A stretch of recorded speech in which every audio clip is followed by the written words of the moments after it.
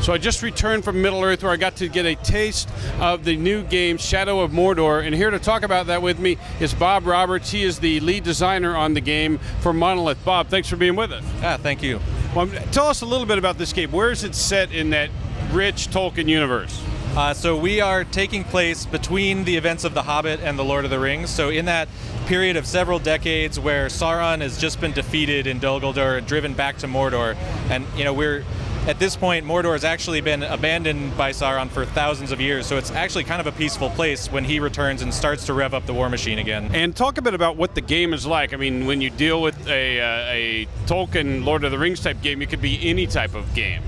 So we really focused on making this it's a third-person action sandbox game. It's very fluid combat, stealth, ranged. It's got some deep progression and kind of character building elements. We've been really focused on the Nemesis system, which is our kind of innovation in this space in the genre to make all the enemies in the world really matter in a way they haven't in games before.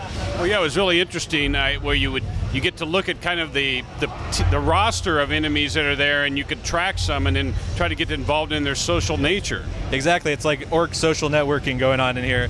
They're getting to know each other. They're building relationships with both you and each other. They're making allies, but they're also making enemies. They're battling for power, rising through Sauron's army and up the hierarchy, and that's kind of what gives us the hook to when they got any enemy in the entire world, every generic kind of grunt or fodder that you'd fight in any game. Those guys all have the potential to become a captain, to become a sub-boss.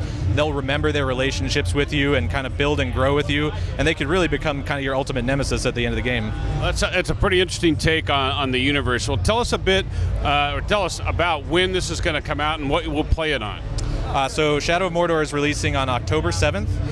It's on PS4, Xbox One, PS3, Xbox 360, and PC. Bob, thank you for showing us Shadows of Mordor, and we're going to be able to play it this October, just in time for Halloween. It'll be awesome.